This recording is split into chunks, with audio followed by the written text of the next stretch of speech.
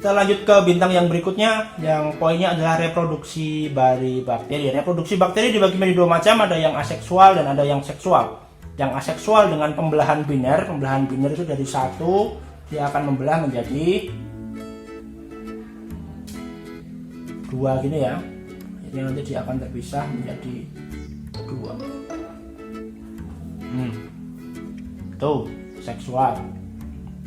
Kemudian yang seksual ada tiga macam, ada transformasi, ada transduksi, dan ada konjugasi. Seperti apa kejelasan antara tiga cara reproduksi seksual ini? Kita lanjut ke page yang kelima.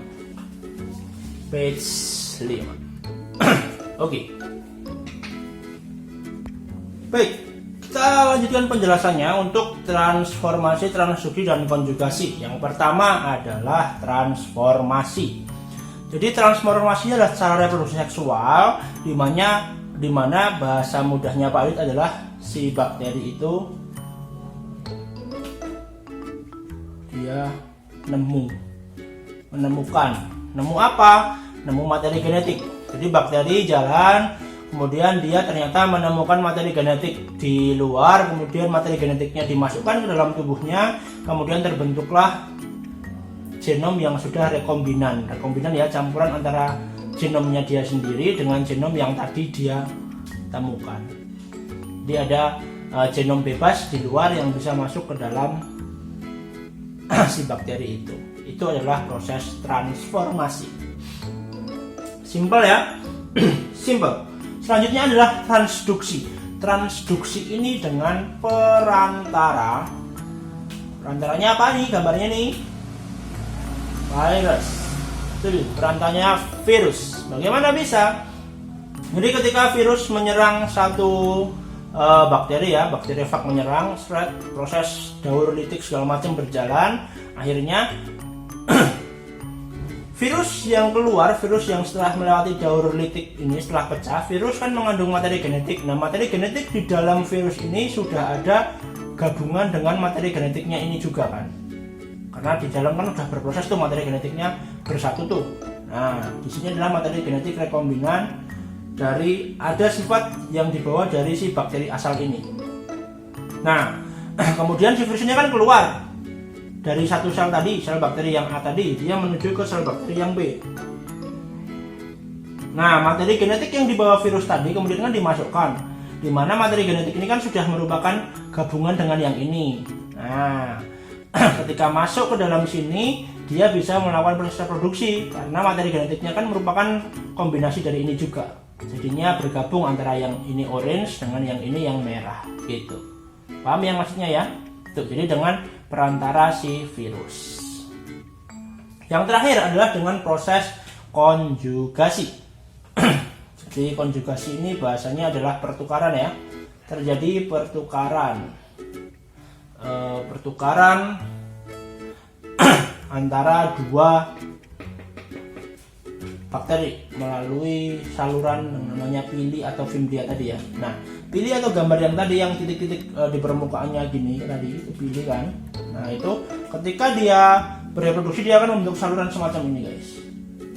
Nah, ini bakterinya ada bakteri F+ dan ada bakteri F-, di mana F+ ini dia punya genom, nukleoid, dan dia punya plasmid. Sedangkan yang F- dia nggak punya plasmid. Nah, di F+ ini plasmidnya kemudian dia akan mengalami pemecahan ikatan. Jadi kalau DNA kan ikatannya double tuh, DNA. Ikatannya kan rantainya melungker gini kan. Wah, melungker gitu kan. DNA kan gini ya. Gambar di sini ya. Nah, ini kan satu. Kalau DNA kan dia berpasangan gini kan. Nah, ini dia dilepas. Gitu, dia dilepas, katanya dilepas, dibongkar, seret. Nah, ini dipecah jadi dua. Yang satu kemudian diarahkan masuk ke F-. Jadi masing-masing punya setengah-setengah nih, setengah plasmid dan setengah plasmid.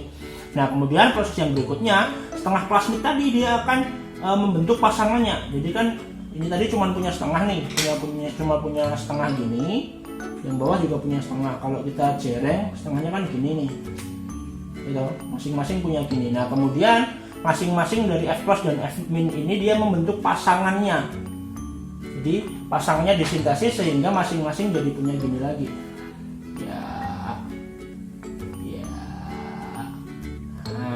gitu. Jadi terbentuklah plasmid yang bulat lagi. Akhirnya dua-duanya menjadi punya. Itu ya, terbentuklah rekombinasi. Itu proses konjugasi pada proses reproduksi seksual. Nah, selanjutnya adalah peranan dari bakteri. Seperti yang di awal sudah Bapak sampaikan, itu peranan bakteri salah satunya yang positif itu dia bisa untuk pembuatan apa kemarin merah sih, pakai yang blue aja ya. Pembuatan yogurt. Nah, pembuatan yogurt ini bakterinya apa yang digunakan? Biasanya adalah Lactobacillus bulgaricus ya. Ini gak cukup tak tulis SP ya, sorry ya. Harusnya bulgaricus gitu ya.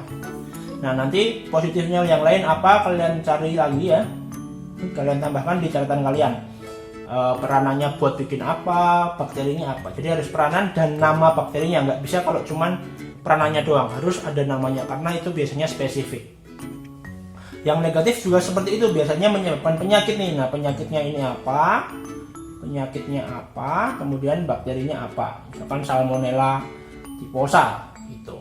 Itu menyebabkan penyakit tipes dan seterusnya nanti kalian cari. Begitu.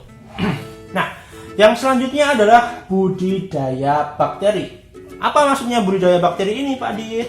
Maksudnya adalah misalkan Pak Adit tadi kan sudah minum Cimory ya. Misalkan Pak Adit pengen jadi seorang pengusaha yogurt, Bapak pengen memproduksi yogurt dalam jumlah yang besar, yang banyak. Nah, apa yang harus Bapak lakukan? Otomatis dengan budidaya bakteri. Nah, kita akan belajar bagaimana budidaya bakteri tapi untuk level yang masih basic. Itu ya, jadi untuk level basic itu budidaya bakteri Bapak akan mengenalkan dua metode. Nanti yang pertama ada metode pour plate. Pour plate. Dan yang kedua adalah strip plate. Pour plate itu dengan bahasanya adalah dengan tuang, dengan menuang. Kalau strip plate itu dengan gores gitu. Jadi ada dua metode ini yang digunakan dalam proses reproduksi bakteri. Sebentar lagi akan kita bahas. Itu kita lanjutkan untuk pembahasan budidaya dari bakteri.